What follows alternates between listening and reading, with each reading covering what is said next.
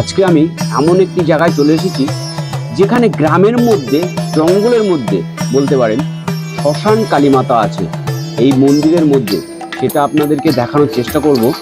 আর যদি আমি মন্দিরের ভিতরে প্রবেশ করতে পারি, আর সেখানে থাকে একটি তান্ত্রিক সাধু বাবা, শ্মশান মাতা কিন্তু দেখাবো। আর তার আগে বলে দিচ্ছি, এখানে আছে পঞ্চমুণ্ডির আসন। এই পঞ্চমুণ্ডি আসন কাকে বলে এর পরের ভিডিওতে আমি অবশ্যই দিচ্ছি। আর তার আগে আমি মন্দিরে চলে এসেছি।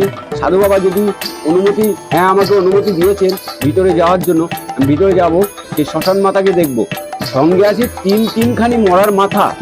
কি রহস্য আছে সেই মরার মাথা এই তান্ত্রিক বাবার কাছ থেকে শুনে অবশ্যই আপনাদেরকে নেক্সট ভিডিওতে আমি সেইগুলো দেখানোর চেষ্টা করব। দেখুন, এবার শ্মশান মাতাকে যারা দর্শন করছেন, এই শ্মশান মাতা ভীষণভাবে জাগ্রত। অবশ্যই ভিডিওটা একটি শেয়ার করবেন আপনার মনের আশা পূর্ণ করার জন্য। দেখতে পাচ্ছেন শ্মশান মাতা, তার ডান দিকে আছে কিন্তু তিনখানি কালো রঙের মরার মাথা।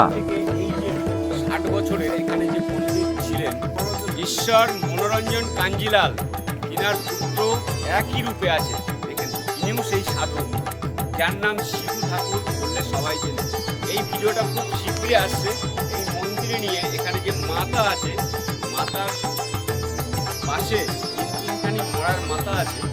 কেন এইখানে এই মন্দিরটা কিভাবে আসলো, এই যে ইনি কেন সাধক এসছে, তার পিতা ছিলেন সাধক, এই সম্বন্ধে সব কিছু নিয়ে একটা ভিডিও চলে আসছে খুব শীঘ্রই আপনাদের সামনে।